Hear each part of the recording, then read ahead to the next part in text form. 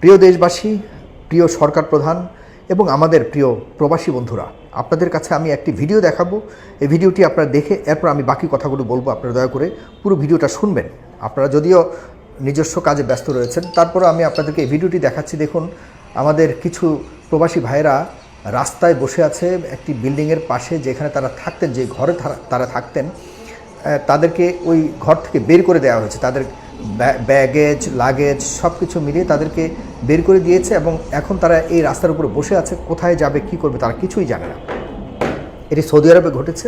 20 দিন আগে এই প্রবাসী ভাইয়েরা বাংলাদেশ থেকে গেছে। তাদেরকে যে চাকরি দেবার কথা বলে এজেন্সি নিয়ে গেছে, সেই চাকরি তো পায়নি, বরং তাদেরকে এমন একটি চাকরি দিয়েছে যেটি 8 ঘন্টার কথা বলে 12 ঘন্টা কাজ করাবে বলে তাদের উপর জোর জুলুম করা হচ্ছে। তাদের পাসপোর্টগুলি সিজ করা হয়েছে এবং তাদেরকে বলা হয়েছে এই চাকরি না করলে তাদেরকে ঘর থেকে বের করে দেওয়া হবে, তাদেরকে কোনো খাবার দেওয়া হবে না, থাকার জায়গা দেওয়া হবে না। বিষয়টি একটাবার ভাবুন, এই মানুষগুলি কোথায় যাবে? এই মানুষগুলিকে আমরা আমাদের টাকার মেশিন বানিয়ে পাঠিয়েছি। আমরা জানিও না এই মানুষগুলি আমাদের যে রেমিটেন্সের বিশাল আমাদের বাংলাদেশ ব্যাংকের মধ্যে যে রেমিটেন্সের ভল্ট রয়েছে, সেখানে কিন্তু তারা অনেক টাকা পাঠিয়ে আমাদেরকে ঠিকই আমাদের দেশকে সমৃদ্ধ করবার জন্য কন্ট্রিবিউট করবে, ভূমিকা রাখবে নীরবে নিভৃতে। কিন্তু তাদের এই দুঃখ দুর্দশাগুলি কিন্তু আমরা এক মোটেও দেখার প্রয়োজন মনে করছি না। আরেকটা জিনিস দেখুন, এই যে দক্ষিণ আফ্রিকায় বাংলাদেশির 6 বাংলাদেশির মর্মান্তিক মৃত্যু।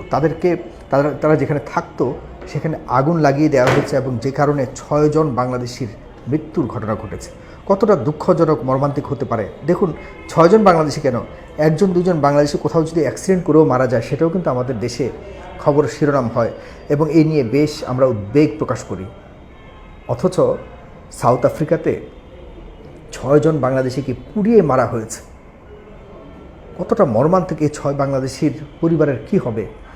তারা আমাদের দেশ থেকে গেছে আমাদের দেশকে আর্থিকভাবে স্বয়ংসম্পূর্ণ করবার জন্য, তাদের নিজেদের পরিবারকে স্বয়ংসম্পূর্ণ করবার জন্য, তাদের নিজেদের বেকারত্ব দূর করবার জন্য কতটা পরিশ্রম করে তারা। বিদেশে যারা থাকে, বিশেষ করে মিডল ইস্ট থেকে শুরু করে এই কয়েকটি দেশ, মালয়েশিয়া, তারা যে কতটা মানবিত জীবনযাপন করে আমরা কখনো ভাববার প্রয়োজন মনে করি না। আমাদের দেশে ক্ষমতায় যারা যায়, তারা প্রবাসীদেরকে মূলা ঝুলিয়ে রাখে, বিভিন্ন ধরনের সার্ভিস দেওয়ার কথা বলে তাদের সাথে প্রতারণা করে। এই প্রতারণার বাহিরে এখনও আমরা বের হতে পারিনি। আমার কাছে দুবাই থেকে আমার অনেক পরিচিত জনরাও আমাকে বলছে যে প্লিজ ভাই, আমাদের ভিসা সংক্রান্ত ভয়ঙ্কর জটিলতার মধ্যে আমরা পড়েছি। আমাদের ভিসা রিনিউ করা হচ্ছে না, যে কোনো মুহূর্তে ধরে জেলে ঢুকিয়ে দেওয়া হচ্ছে, আমাদের উপরে নির্যাতন করা হচ্ছে, আমাদেরকে দেশে পাঠিয়ে দেওয়া হচ্ছে, আমাদেরকে দেখার কেউ নেই। যারা মানে এই হাই কমিশনে চাকরিরত থাকে, তারা সেখানকার প্রবাসীদেরকে মানুষ বলে গণ্য করে না।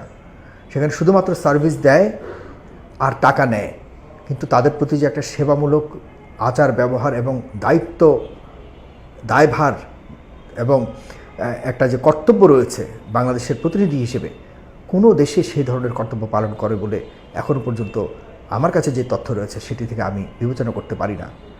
যারা হাইকমিশনের প্রধান দায়িত্বে থাকে, বিশেষ অ্যাম্বাসেডার বলুন, হাইকমিশনার বলুন, তাদের দেখা কখনোই আমাদের সাধারণ প্রবাসীরা পায় না। কে যায় ওখানে, হাইকমিশনার হিসেবে কারা যায় বা অ্যাম্বাসেডার হিসেবে কারা যায়, এই হিসেবে এইসব বিষয়ে আমাদের সাধারণ যারা মানে অশিক্ষিত বলুন, কম শিক্ষিত বলুন, বা লেখাপড়া যাদের কম জানা অথবা বেশি শিক্ষিতরাও সার্ভিস ওরকমভাবে পায় বলে এখন পর্যন্ত আমি শুনিনি।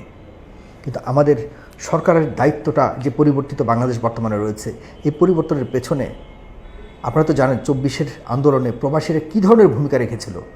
প্রবাসীরা জীবন বাজি রেখে নিজেরা এই আন্দোলনের সাথে কতটা জোরে সোরে সক্রিয়ভাবে সম্পৃক্ত ছিল, এটি আমি ভালো করে জানি। যারা প্রবাসে আছে, যারা ফেস দ্য পিপল আপনারা দেখেছেন, তৎকালীন সময় যখন বাংলাদেশ আন্দোলনের মধ্যে বাংলাদেশকে যখন ইন্টারনেট বিচ্ছিন্ন করার মাধ্যমে বাংলাদেশকে সারা পৃথিবী থেকে ব্ল্যাকআউট করে দেওয়া হয়েছে, বিচ্ছিন্ন করে দেওয়া হয়েছে, তখন এই প্রবাসীর আন্দোলন চালিয়ে গেছে, সারা বিশ্ববাসীকে জানান দিয়েছে এমন কোনো দেশ নাই যে দেশের হাইকমিশনে, বাংলাদেশ হাইকমিশনের সামনে আমাদের সাধারণ বাংলাদেশিরা তাদের নিজেদের পেশাকে ভুলে গিয়ে জীবনকে বাজি রেখে ঝুঁকিপূর্ণ অবস্থাতে রেখে তারা কিন্তু বাংলাদেশের আন্দোলনের পক্ষে দাঁড়িয়েছিল। এখন পর্যন্ত আমি দেখলাম না এই ইন্টারিম গভর্নমেন্ট ডক্টর মোহাম্মদ ইউনূসের নেতৃত্বে গভর্নমেন্ট বেইমান গভর্নমেন্ট। এই বেইমান এর সবচেয়ে বড় বেইমান হলো আসিফ নজরুল, যিনি প্রবাসীদের দায়িত্বে ছিলেন। এর চেয়ে বড় বেইমান ছিল এই ডক্টর মোহাম্মদ ইউনূসের প্রেস সেক্রেটারি শফিকুল ইসলাম। সেও কয়েকবার প্রবাসীদের ব্যাপারে কথা বলবো বলে কখনো কথা রাখেনি। এই ধোঁকাবাজ প্রতারকদের ফাঁদে পড়ে প্রবাসীদের যে কন্ট্রিবিউশন ছিল, ভূমিকা ছিল 24 আন্দোলনে, সেটিকে একদম নিমিষ করে দেওয়া হয়েছে, সেটিকে একদম ধ্বংস করে তছনছ করে দেওয়া হয়েছে। প্রবাসীরা তেমন কিছু চায়নি। প্রবাসীরা এই বাংলাদেশকে সবসময় চায় যে এই বাংলাদেশ ভালোভাবে চলুক। তারা রাত দিন পরিশ্রম করে যে অর্থগুলি পাঠায় সেটি যাতে সঠিক পথে ব্যবহার করা হয়, এই তো তাদের চাওয়া।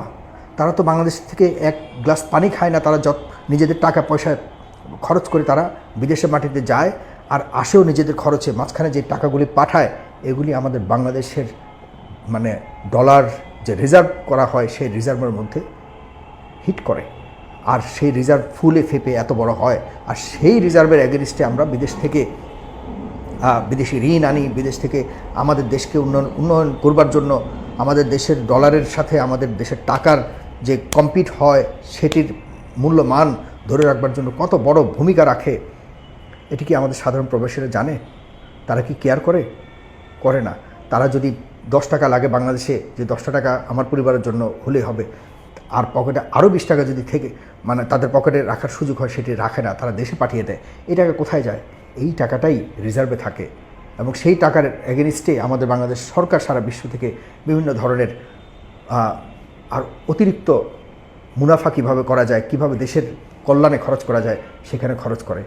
এই তো নিয়ম, আর্থিক নিয়ম। সেই অর্থকে আমাদের দেশের মুদ্রার মানকে ধরে রাখবার জন্য এবং অর্থনীতিকে সচল রাখবার জন্য প্রবাসীদের প্রতিনিয়ত যে রেমিটেন্স আসে এবং সেই রেমিটেন্স দিয়েই কিন্তু আমাদের বাজেটের সবচেয়ে বড় ধরনের বাস্তবায়ন করা হয়। আমরা কি করছি? 2 কোটি প্রবাসী আছে, তাদের কি কোনোভাবে সঠিকভাবে মূল্যায়ন করতে পারছি? এই যে প্রথম যে ভিডিওটা দেখালাম, এই লোকগুলি কি আজকে সৌদি আরবের রাস্তায় ঘুমোলো নাকি তারা কিছুই জানে না? 20 দিন হয়েছে তারা গেছে সেখানে, রাস্তায় তাদেরকে বের করে দেওয়া হয়েছে। কোন নিয়মে তাদেরকে একটা বিদেশের মাটিতে কোন নিয়মে তাদেরকে একটা সঠিক পন্থা দেখানোর প্রয়োজন আছে? এই খবর কি আমাদের ওইখানে নিযুক্ত বাংলাদেশের প্রতিনিধিদের কেউ খবর রাখার মতো মানসিকতা আছে? প্রবাসীদের এই কারণে বলি, প্রবাসীরা সামনে থেকে অবশ্যই ভোটাধিকার আপনারা নেবেন। যারা আছেন যেই দলেরই হোক, আপনাদেরকে আমি অনুরোধ করব, বিনীত আবেদন করব, আপনারা নিজেরা আগে ভোটের অধিকার আদায় করবেন। আপনারা হাই কমিশন বা এম্বাসির মাধ্যমে আপনারা ভোটার হবেন। প্রবাসীরা সামনের সময়ে সিদ্ধান্ত নেবে কারা সরকার গঠন করবে।